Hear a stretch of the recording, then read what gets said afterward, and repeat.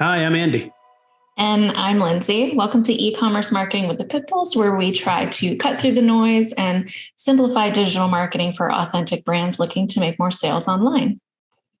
Excellent. Today we are joined by Mike Grill. He is the Director of Digital Marketing and E-commerce Strategy at Seattle Chocolate Company. They are one of our favorite clients, and I don't say that just because they're a client. They're just one of my favorite brands in general. So I want to kick it over to you, Mike, and allow you to kind of introduce yourself and let us know a little bit about who you are, what your background is, and what you're doing at Seattle Chocolate. Awesome. Yeah, like Andy said, I'm Mike Grill. I started with Seattle Chocolate in August of last year. So I'm still kind of new to the company, but it's been a lot of fun. I worked in agencies for like 10 years previous to going in-house, where it felt more comfortable, and I wasn't looking for jobs all the time. Not every agency is as sustainable as you all. But yeah, it's been a ton of fun, and not just because of the chocolate. That does definitely help, though, right?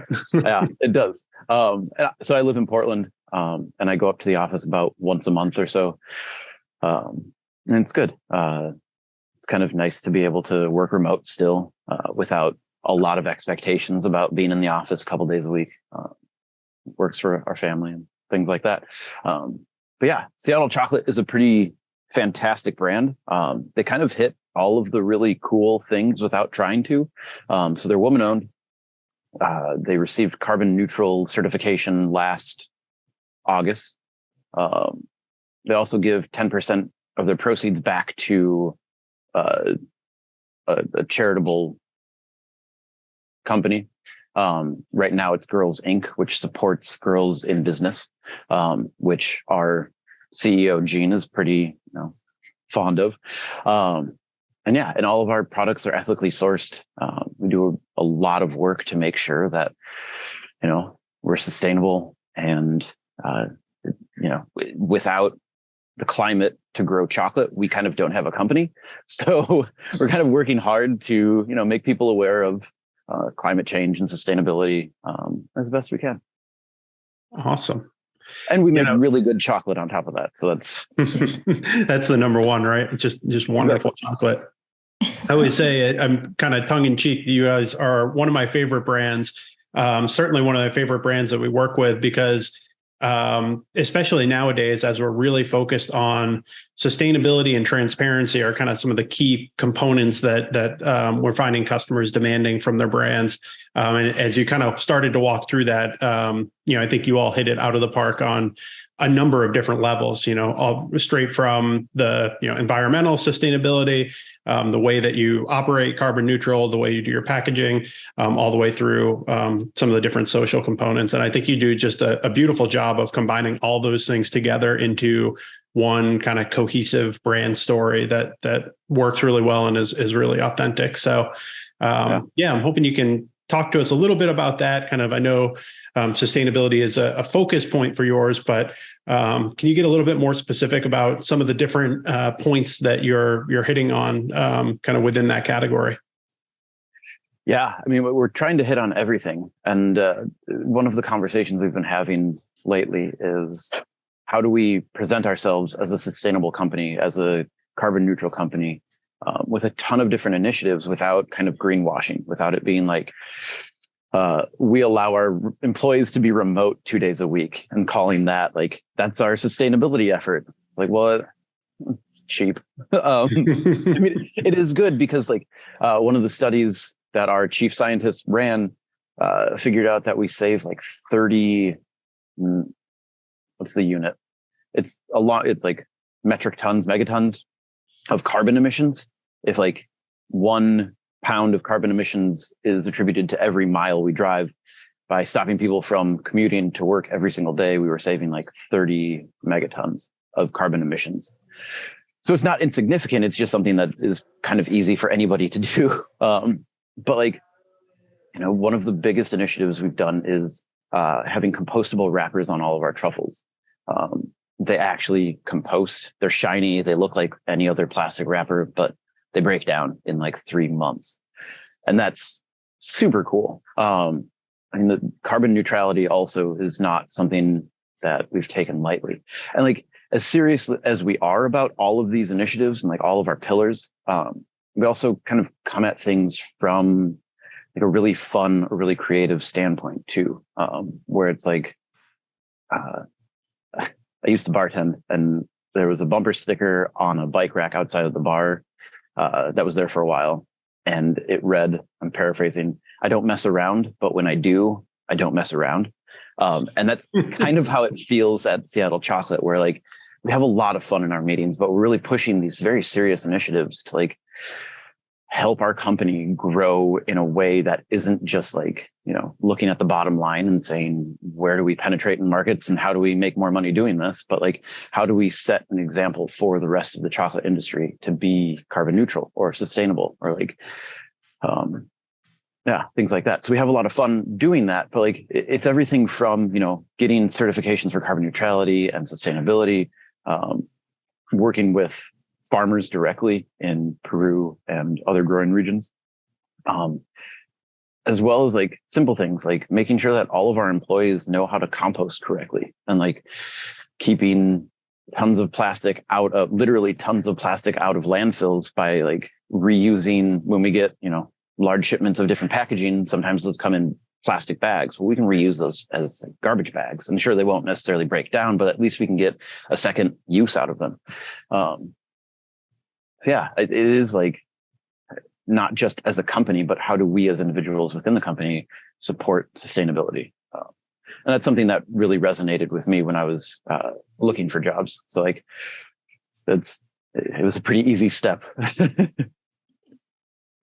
Do you find, does that make your job as a marketer within the company a little bit easier too? That, hey, it's a really authentic storyline that I think, it's easy to tell the story and to get, whatever certification you need to get, to put it into your ads properly, to make sure you're speaking to the main talking points. But the fact that the company kind of lives it every day and things that you mentioned like that, like making sure every employee is trained to compost, like obviously that's not something that probably hits the bottom line or really, even is that visible, but it does kind of show through, I think, in the authenticity of the brand. Yeah, I think that it flows so much easier, especially in marketing, where it's like as a marketer, you can work and speak for hundreds of different brands, and that's tough because you have to find each brand's voice and kind of work within that for yourself. But as you know, there are brands you already align with, and it makes it so much easier to just like when you're meeting or brainstorming or like coming up with ideas for headlines, like it's so much easier for you to just like say what you're thinking, and it's like, oh yeah, that works. And it's not like this extra process of editing, like trying to get into the mindset of a company necessarily. It's a pretty easy transition sometimes. I have a question about, I guess I would frame this as like consumer perspective. So you mentioned greenwashing earlier, and that's something I think a lot about. And as consumers are getting more savvy with sustainability, and we're knowing now that it's, even when they're pulling back on spend, sustainability and transparency are still so important to them. What kind of things would you suggest for other brands or other marketers that you can avoid or you can do to avoid greenwashing? I'm sure it's pretty simple as just saying like, well, walk the walk, not just talk the talk. But how do you all employ that in Seattle Chocolate? Yeah, I mean, it is walking the walk, but at the same time, like even that kind of spelling that out as something to promote puts itself into kind of a greenwash area, like the commute thing, where like we can definitely say, our employees only commute 2 days a week and we save this much or like we reduce our carbon footprint by this much.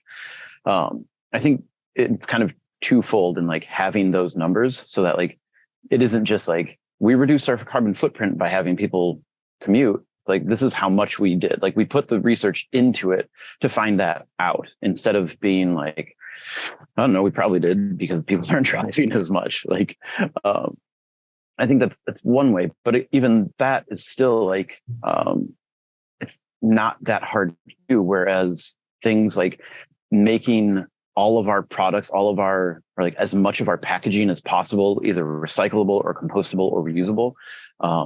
That's a huge time and money investment that I think most consumers understand. Like when you get like, I don't know, like shampoo versus shampoo bars, like it's really easy to see that somebody put a ton of time into like, how do you take this liquid soap out of a plastic bottle and still make it usable, but then also reduce the packaging by like 90%. And you can wrap a shampoo bar in like paper, and it's like, then you have basically no carbon footprint for the bar versus the plastic bottle that you use once and you can't even recycle it because there's soap in it. Like there's a lot of things that are just like automatically transparent. But it is like promoting your message. And I think our social media team does an absolutely phenomenal job of this, of like promoting our message without necessarily being preachy, or like, being transparent and down to earth and saying things like, hey, here's how we try. And we all make mistakes. We all mess up. Like sometimes we accidentally like recycle something dirty, or, we don't compost because it's easier to just wash it down the drain or something like that. And like, we're all kind of on this journey together, instead of it being like, here's how we as a company are way better than anybody else, and like, just try to stay with us. So yeah, I think there is like, because we are our own consumer, there's also that affinity. So again, I think when you work somewhere or do something that aligns with your values as well, I think it just makes it easier to promote, and not as much of a like advertising way, but like something you're proud of too. Mm-hmm. Yeah, I think that's something that you all do better than a lot of brands I've seen, that it's, not necessarily just something that's performative or something that is in your advertising. And oftentimes it's not even in your advertising, but as you kind of go through and get to know the brand better and peel back the layers, it's almost like happy little surprises. Like I feel like the first time after I'd already kind of, gotten to know the brand, we've been working together for some time. And I got a bag of truffles, and I hadn't seen in any of the brand literature or anything, that we'd been working on, that the truffle wrappers were compostable. But then I, go to open one up and see that on there. And it's kind of neat that as you go through, the story kind of unwraps itself, for pun intended there. But yeah, to kind of like those little surprises that you pick up only by getting to know the brand better, I think really helps to deepen that relationship with the consumer, because they really feel like they're kind of, it's like a person-to-person relationship. You're kind of getting to know things all at once. It's not like in that first conversation you hear about somebody's entire ethos. So you kind of like pick it up here and there as you uncover some of the little steps that they take. Yeah, absolutely. I think that is like part of the kind of sprinkling in those 4 pillars of like giving back, being women-owned, women-led, being carbon neutral, being ethically sourced. I mean, if it were a person, and this were your first date, if somebody just like came out and said all of those things right away, you'd be like, thank you for your time. I'll get the check. But yeah, I mean, like, I think it's kind of been acceptable for companies to do that, because like, especially as companies find out that what consumers want, they often they're like, we're going to hit people over the head with this. And that's not always the best. So like, I think what Seattle Chocolate has done an impressive job of is like making really good chocolate.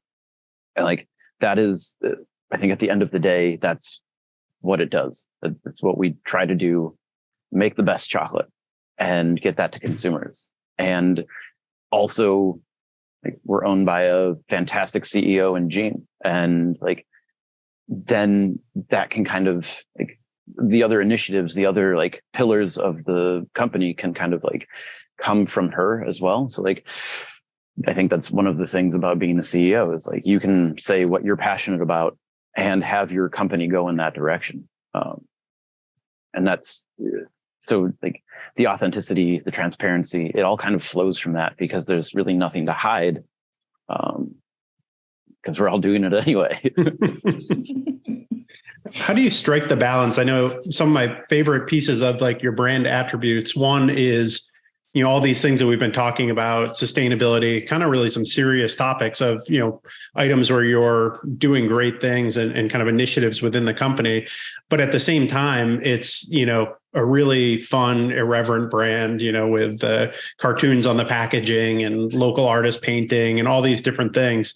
How do you kind of strike that balance to remain serious or be able to talk about serious topics, but still bring that kind of fun and irreverence to your messaging? Yeah, I think that's kind of the humanistic side of everything. Like, there can be a dichotomy. We don't have to be serious all the time. And in fact, like that first date analogy, like if you're serious all the time, you're probably not going to attract that many people. But like, if you get to be who you are, then like that creativity flows from that. And like I mentioned, we were having a ton of brainstorming sessions over the last 2 weeks or so. And sometimes they go long and sometimes they're really draining, especially when you have them back to back. But like, those are some of the most fun meetings because, like, we're coming up with ideas like, what kind of merchandise do we want to sell in the store or online?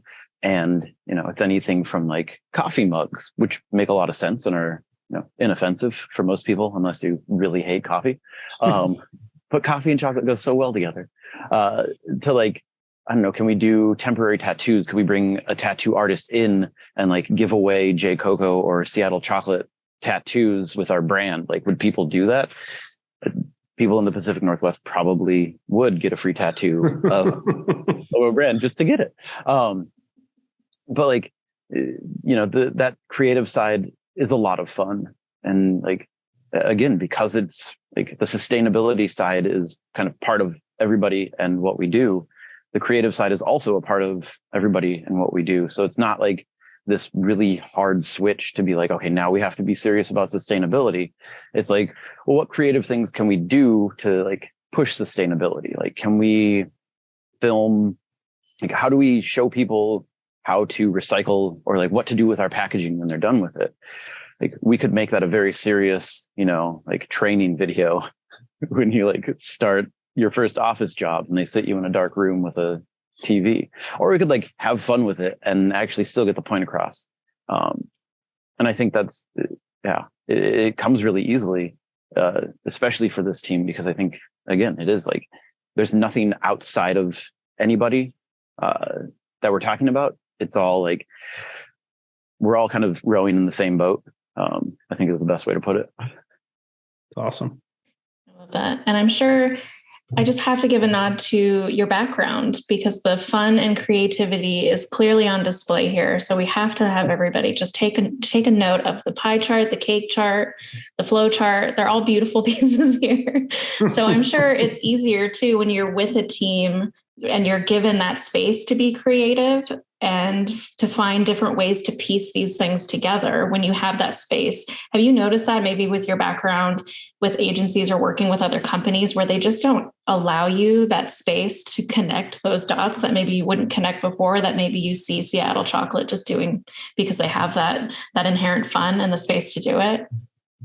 Yeah, absolutely. It is like something I've been pushing since I started in marketing is like, even I used to manage a pizza restaurant. And it was always like, well, people keep asking for shirts, but we don't want to make the shirts. And it's like, why wouldn't you make the shirts and sell them? Like, at the very least, you don't make your money back, but you have a bunch of people walking around in branded shirts for free advertising, quote unquote free advertising. But I've always wanted a brand to do tracksuits. Just like, I don't know why. It seems like this zany idea where like, I don't know, if you've got people walking around in like a chocolate company's tracksuit, that's going to add like, it's going to raise some questions, especially if it feels kind of exclusive. Like, I don't know, maybe the sales team wears them when they travel. So you've got like a row of people all wearing the same tracksuit. And you're like, what team are they on? Like, we work for a chocolate company. That's why we're wearing tracksuits. So I've pitched that idea more times than I care to admit. But I pitched that idea early on in one of our meetings, and the CEO was like, "We need to do tracksuits." And I was like, "I found my home." That's perfect. I love it. Yeah. So it is like the creativity. I can be outlandish and very hyperbolic sometimes, and that it's a lot of fun. So it is like a lot of our meetings are like, this is a safe space. Like any of your ideas are okay. Maybe within bounds. Obviously, nobody's like throwing out terrible ideas, but like in terms of like which direction do you want a company to go, there's a spectrum instead of like one way, and you instead of just staying on one line. Like some companies can be really rigid and like, we market to these individuals and this is our message and this is how we do it, and you just spin up ads, like 100 different ads with different pictures of this one person. Like with Seattle Chocolate, like our customers are all different, even though we have a really good idea of like our core audience, and they may not look, super diverse of like, it's not men and women from 18 to 65 or above buy our product. Like it's much more narrowed in on our demographic, but like being able to cater and talk to who our customer is takes that kind of creativity and flexibility. And like there are some bad ideas that I've come up with now that I think of it, but like they're just kind of outside the spectrum. So it's like it's not necessarily like we're going to have to talk to you after this meeting, but like, it's not necessarily on brand. But when you have a brand that's kind of as big or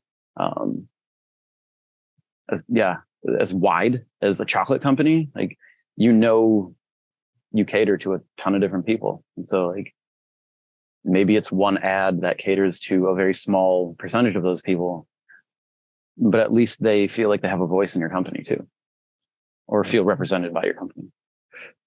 I think you alluded to this here and there, but another kind of really cool thing about your brand specifically is that you have the flagship store, and even just the name Seattle Chocolate is really grounded in a local aspect. Can you speak to, from an e-commerce perspective, how you kind of balance that, both the in-store and even outside of the store, but local perspective with also an interest in expanding nationwide and trying to kind of tell a little bit broader story as well?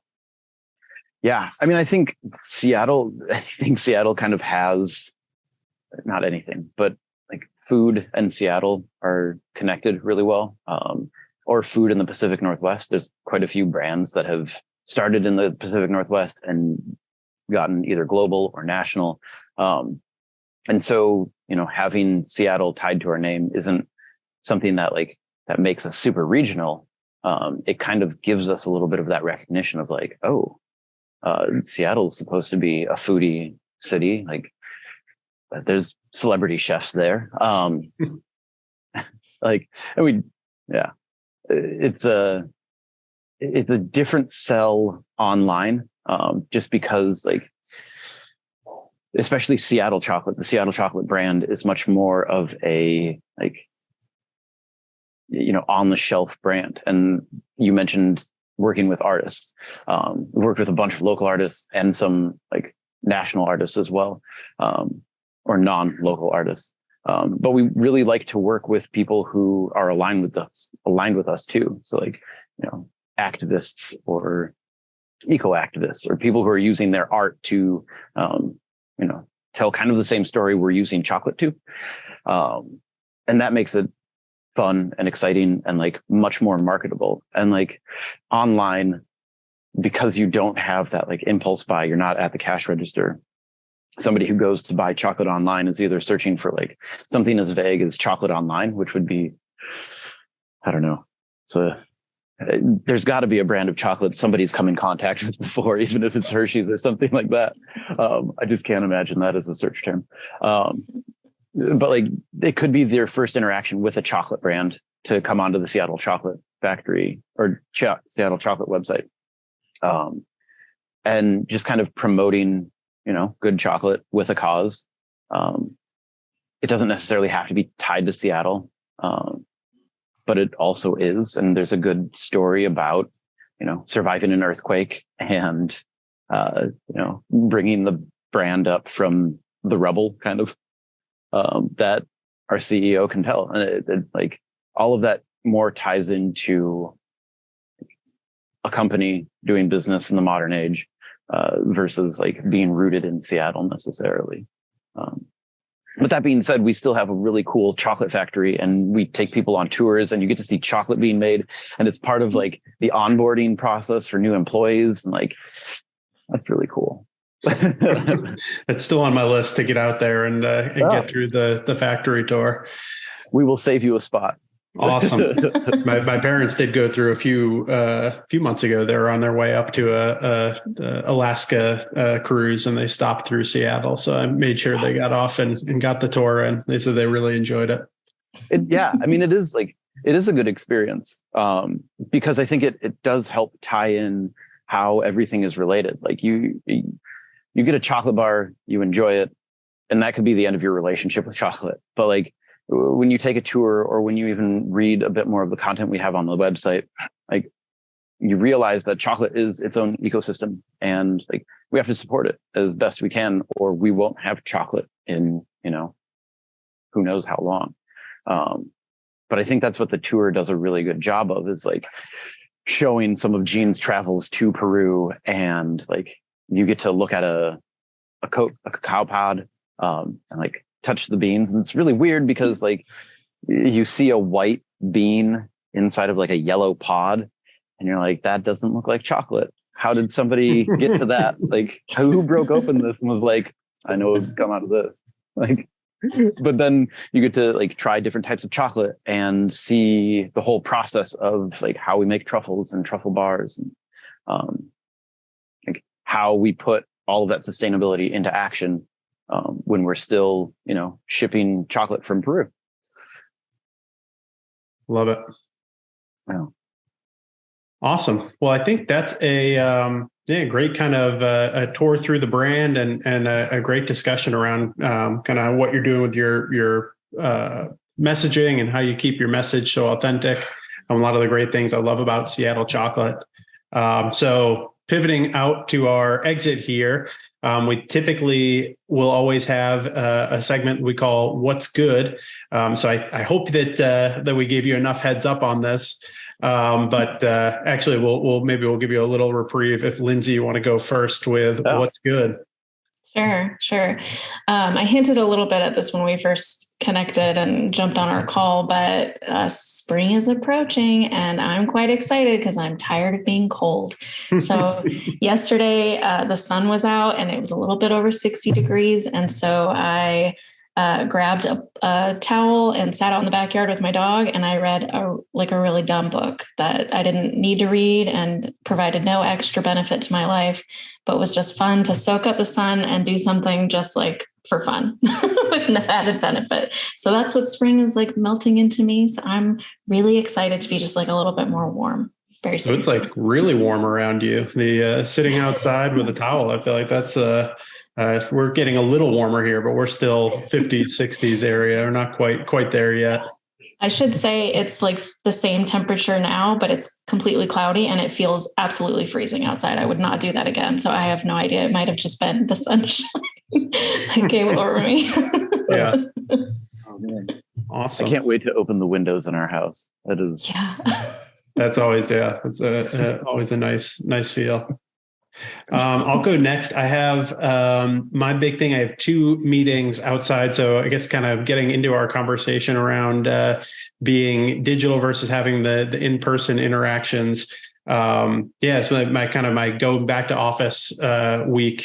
We work from home. Obviously, we are a remote native company, but actually meeting up with some local colleagues. So really excited to have some of those in-person interactions. It's really been nice and energizing to spend some time with some people locally and get to build some nice partnerships.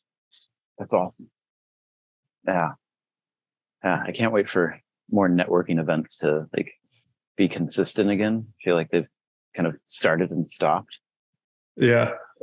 I've definitely been missing it. Like I feel like it hasn't really. I guess I hadn't really noticed it so much as we kind of went through the pandemic, but more recently, I feel like I've been getting really stir crazy. Definitely looking for kind of local connections, even if it's not necessarily business related, but just some sort of regular networking connection. Yeah, that is awesome. Yeah, I think I've got a bunch. We as a family, I've got a younger family with our oldest is almost 6. We have a 4-year-old and a 15, 16-month-old. I know my kid's age, I swear. But we go through and like talk about our highlights of every day. And it's always fun to hear a child who is screaming about not going to school say that school was their highlight. But apart from that, I took my oldest out for a bowl of ramen for like a little bit of one-on-one time this weekend, and he loved it. It was all about it. Tried everything in the bowl. And it was just a lot of fun to have a little bit of special time with him and connect over a bowl of soup. That's so cool. I'll have to, I have a 2.5-year-old at home too, so we'll have to keep that. It's probably a little early for a bowl of ramen, but maybe in the next couple of months. We when he was maybe 6 months old, we went out for a bowl of ramen, and we were like, "This will be great. He can he's eating solid foods. He can have noodles." Yeah, and it was shouldn't have done that. Does the ramen shop not serve Kraft mac and cheese? No. Chicken nuggets, maybe. I've never had so many hands in one bowl of soup. It was just that's hilarious. A lot of cleanup. Yeah. Awesome. All right. Well, before we go, I want to just kind of kick it over to you. Can you give us or give our viewers a little bit more info on how they can find Seattle Chocolate? And I think you mentioned that there's a special promotion coming up. Yeah. National Dark Chocolate or National Mint Chocolate Day. There's so many different national chocolate days that we have to take advantage of. National Mint Chocolate Day is February 19th. And so we'll be running a special on all of our mint chocolates. There's a few different fun flavors. We still have, we made a mint chocolate chip ice cream flavor as part of our everyday line. And that's a really good truffle. It's one of my favorites. I have so many favorite chocolates. How could you not? But yeah, you can find Seattle Chocolate at seattlechocolate.com. We're on Instagram and Facebook. Seattle Chocolate as our handle. And if you really want to learn more about some of the corporate social responsibility and kind of economic responsibility that our CEO talks about, you can follow us on LinkedIn, where she posts a lot of really, really good thoughts. She gave a TED Talk in 2018 about the chocolate renaissance, which we're now calling the chocolate revolution. And as part of our marketing campaign for this year, we're really pushing our sustainability. So there'll be a lot of content on that coming up. Love it. That's great. Also, I didn't realize the LinkedIn content. I'm definitely gonna have to get out there and start following myself. Yeah, you should. Awesome. It's always an entertaining read.